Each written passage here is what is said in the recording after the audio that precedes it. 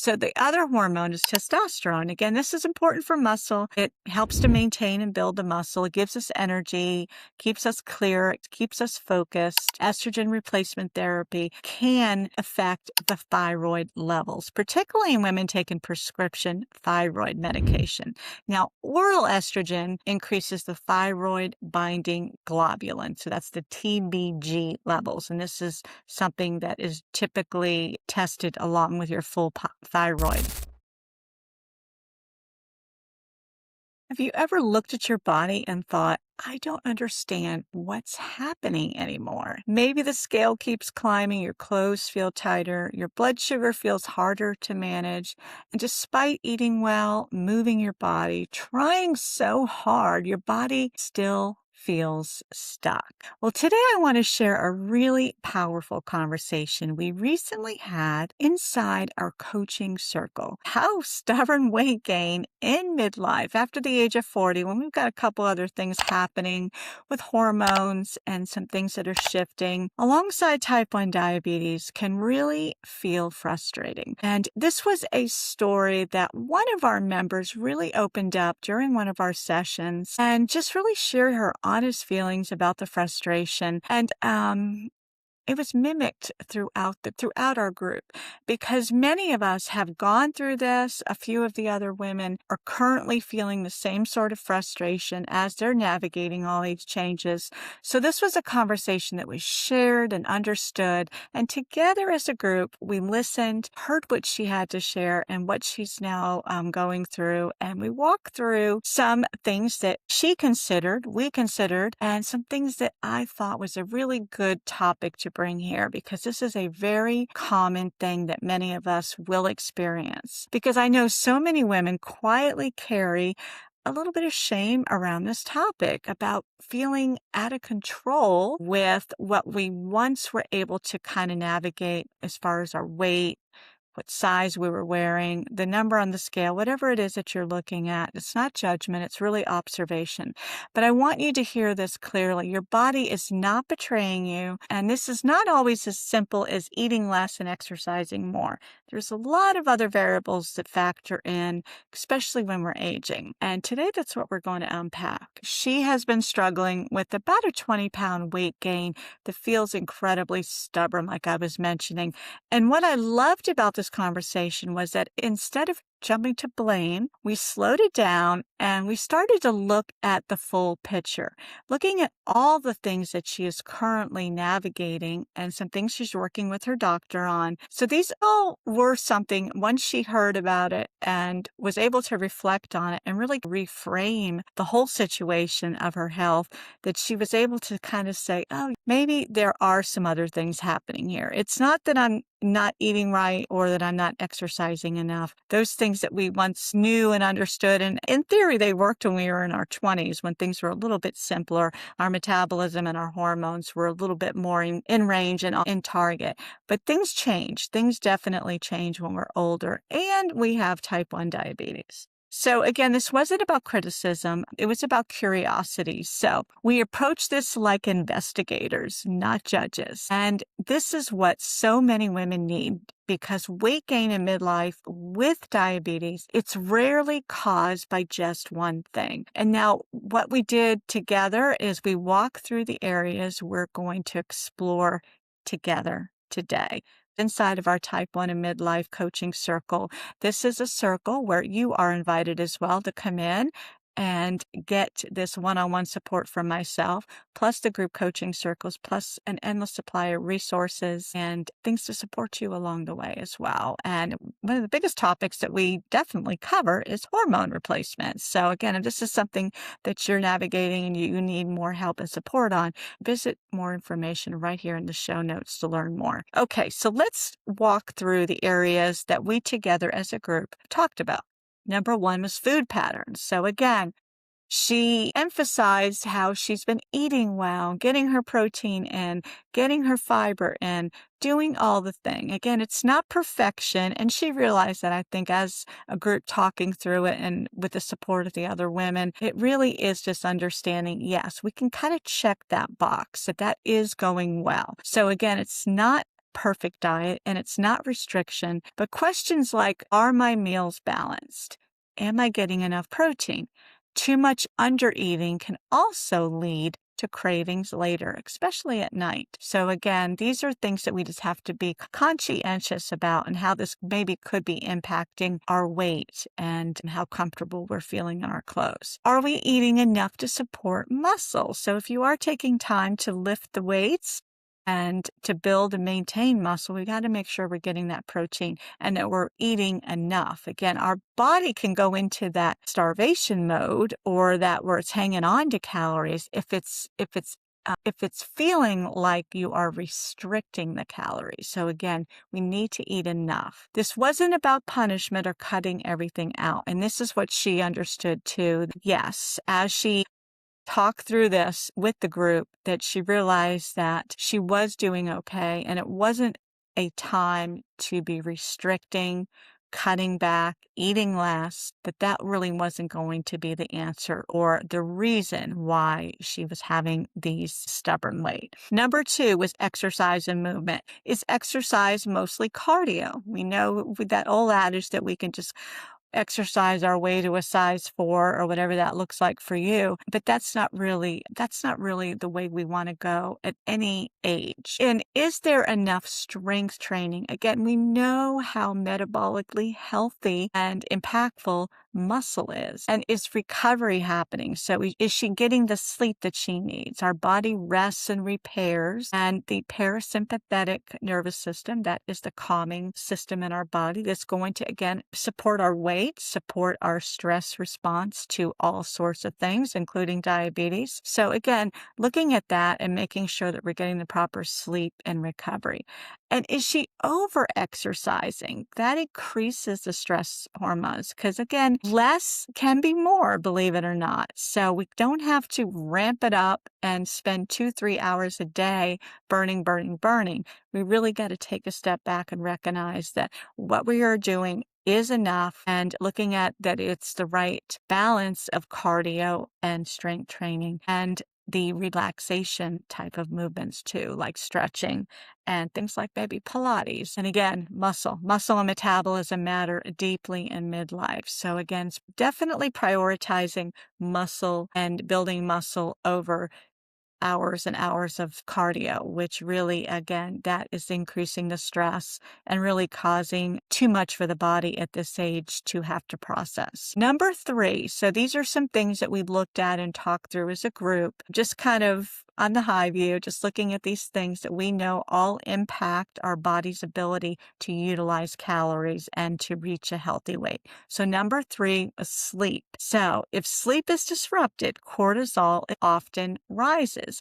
And this is something that she also shared along with a lot of the other members, that sleep is something that we're all really, really putting an action plan around and a framework because we know how important it is for a lot of reasons. But we also know that when it is disrupted, and she did mention that she is waking up in the middle of the night more often than she used to. So that's another thing that she's looking closer at, is her sleep routine, maybe getting in some more magnesium before bed, making sure her estrogen, she is taking estrogen therapy right now, a transdermal delivery method, and more on that in just a minute as we dive into the hormones. But yeah, this is definitely an area that is really, really important, and it does impact our waistline.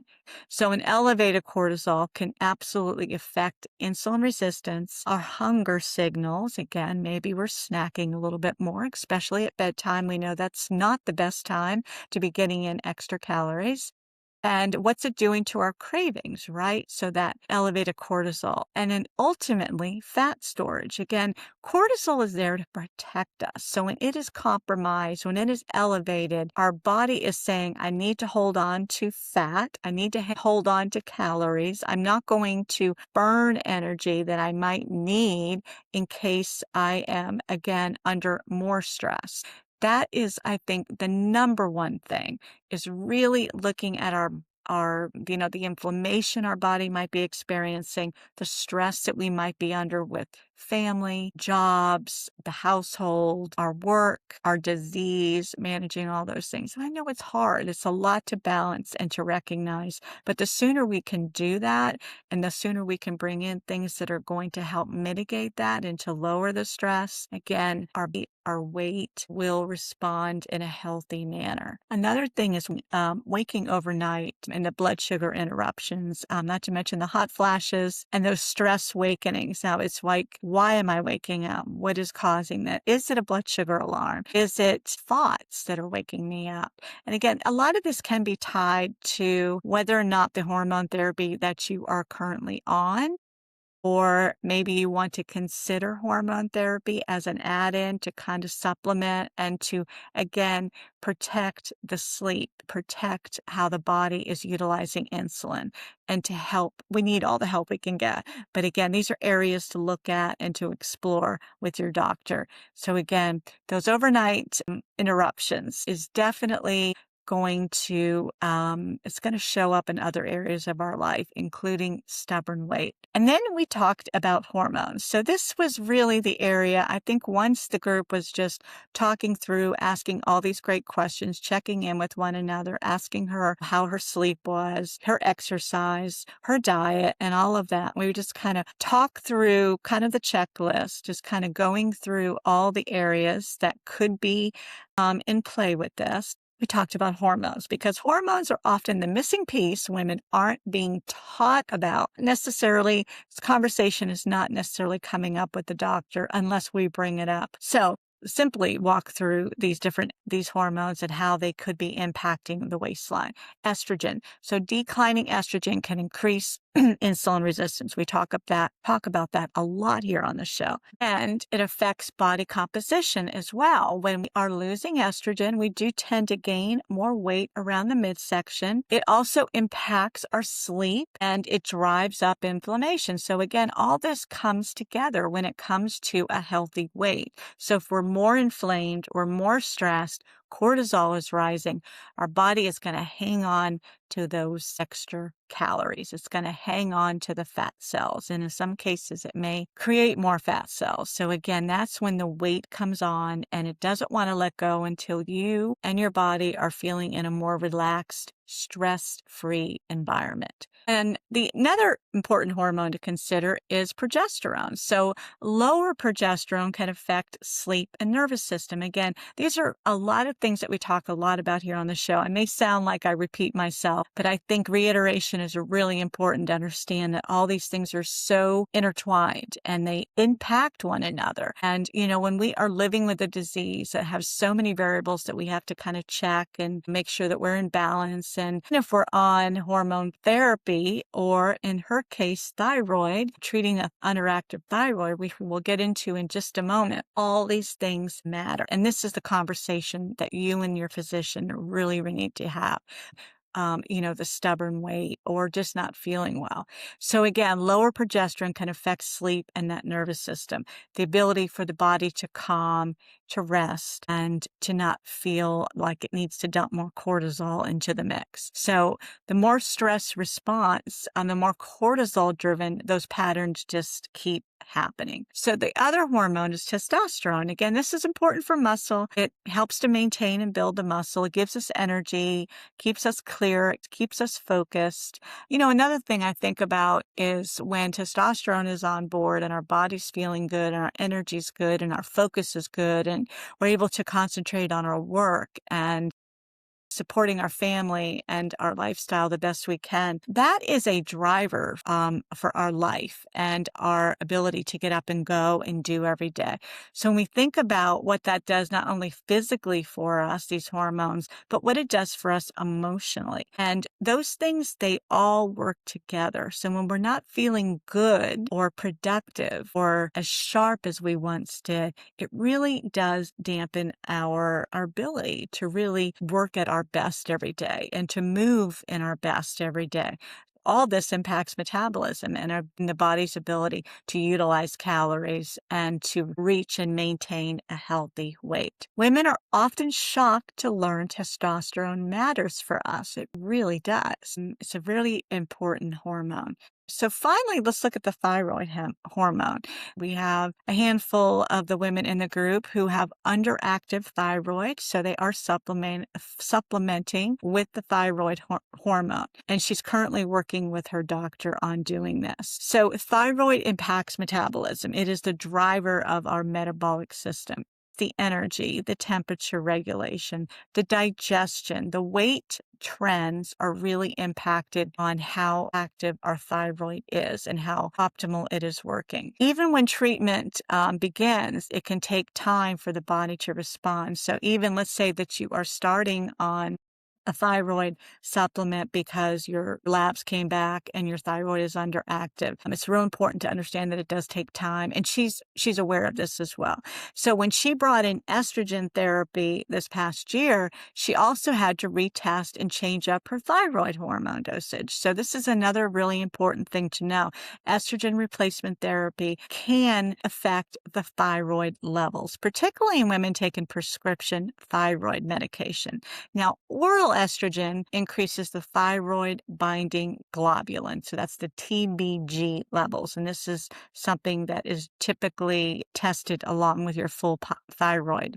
So it increases these levels. So in it binding up the active thyroid hormones and often requires patients to increase their thyroid hormone dosage. So this is really important that your doctor who is prescribing, hopefully you have one doctor prescribing all of these different hormones, but if not, it's important that they're on board with the fact that you might be on some estrogen, progesterone, and how it might be impacting your body's ability to transfer, again, that thyroid stimulating hormone into an active form. So she is on a transdermal form of estrogen, but this can still be impacted and again should be monitored and recognized by your doctor. Again, testing. Don't guess, but test, making sure those TSH levels are in line and again, optimal, doing all they can to help your metabolism work and run like a well-oiled machine, right? And we also talked about insulin. This is the other hormone. Guess what? It's a hormone that we take every day. And we know that. And it's not from a place of blame,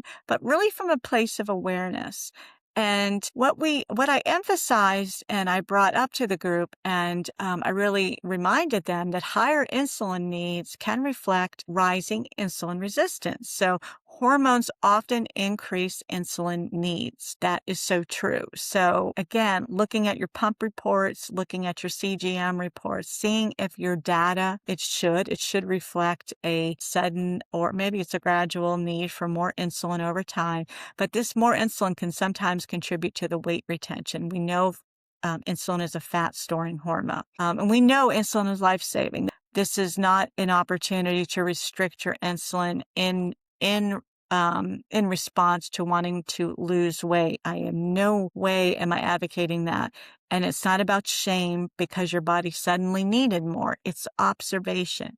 But if you're noticing this tie-in that maybe your body is needing more insulin, and this may be in relation to the added weight gain. Again, it's observation. It's not a opportunity to suddenly be restricting insulin. It's just learning what's happening to your body. Simply said, please speak to your doctor about this.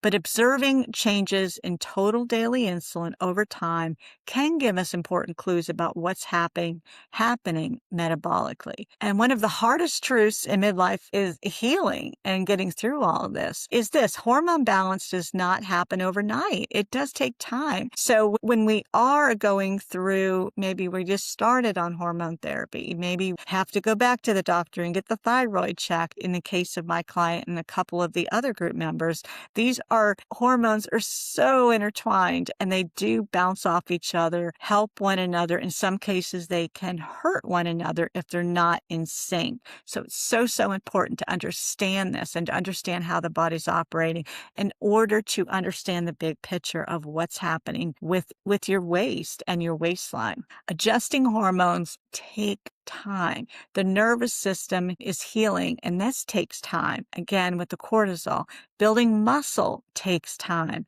Improving insulin sensitivity, it takes time. And when you're uncomfortable in your body, waiting can feel incredibly frustrating. I get it. And what I loved most is that she walked away from this hour that we had together, not feeling defeated, but more informed that there was other ideas and support in the room talking and supporting her through this, because not only did they understand it, in many cases, they too were feeling the same sort of frustration as they're waiting and adjusting and waiting for all these different formulas that they're going through with their doctor, with their hormones, and most importantly, their thyroid levels. I think the biggest takeaway today is recognizing how impactful thyroid and how it mirrors and syncs with the hormones that you might be bringing in as well. So important. And if you didn't know that, I'm so happy that maybe you had a chance to learn that today.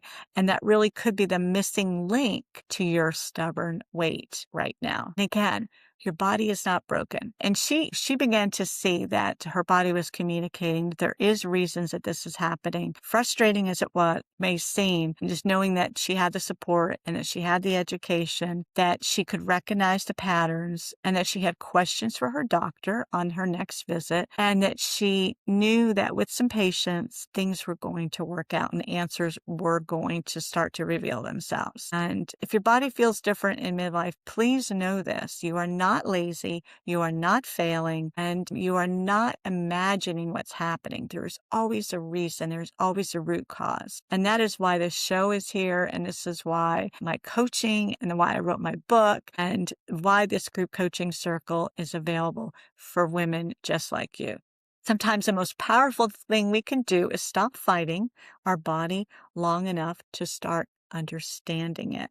Because women with diabetes deserve to understand how hormones, insulin resistance, metabolism, sleep, thyroid health, and stress all connect together. So important. And I think one of the most healing things women can experience sitting in a room where other women nod their heads and say, me too, because so many of us have spent years thinking we were the only ones struggling or asking these questions. And again, inside my book, you can learn more about this as well. And you can visit the show notes to purchase the book and learn more about our Type 1 and Midlife Coaching Circle. And be sure to invite women that this topic would really speak to them and maybe give them those support. And again, looking at those, I think we talked through 5 or 6 main things to be looking at, things that do impact our metabolism, things like stress levels, what we're eating, how much we're moving, how much muscle that we're building and maintaining, and most important, those hormones that really determine our metabolic rate and what our, ultimately what our healthy weight will be when things, when things start to get dialed in and back in sync again. So again, I hope this just met you where you needed to and you learned some things today. Be sure to share the show with some other women who need to hear this as well. And I will be back in here same time next week. Bye for now.